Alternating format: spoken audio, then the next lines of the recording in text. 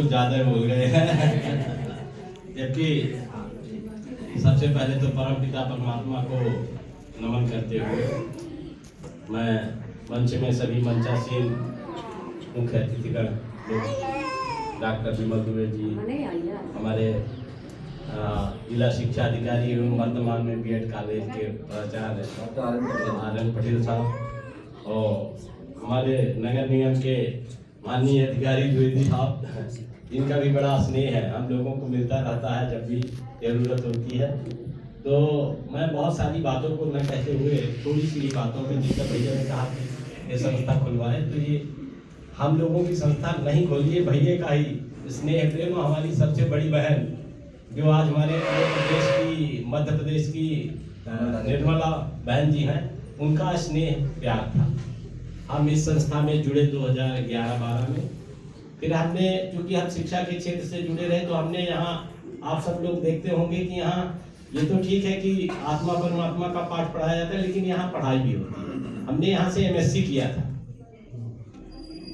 अध्यात्म में यहाँ एमएससी होती है माउंट आबू से, वो 3 साल का कोर्स था। हमने फिर उसको रेगुलर किया, हालांकि डिस्टेंस में था। उसका सेंटर भोपाल रहा करता था आर्किटेक्चर विश्वविद्यालय में।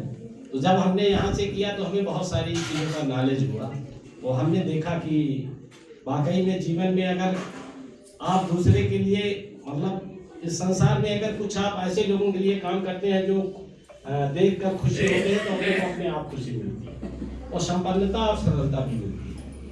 तो भैया कहते हैं कि अमृतलाल जी ने, हमने ऐसा नहीं, हमने एक पढ़ा था कि देनहार कोई और है, बेचत है दिन रैन, लोग भर हम पे करें तातो नीचे न। मतलब ये ऊपर वाले की मेहरबानी है कि हम लोगों को सेवा करने का भगवान का मौका मिला।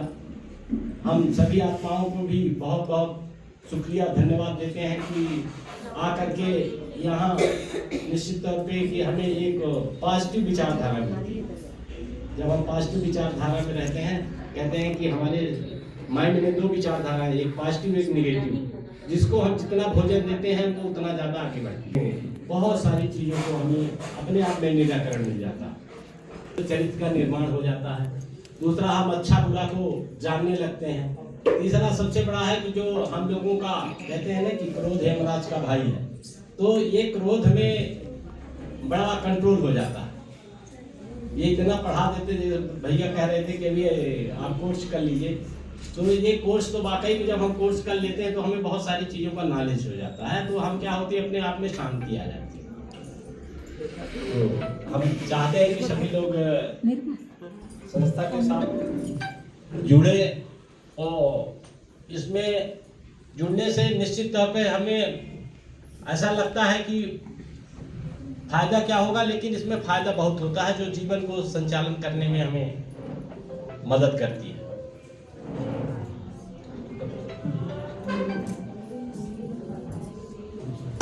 हम यहाँ कल नहीं थे, हम भोपाल में थे।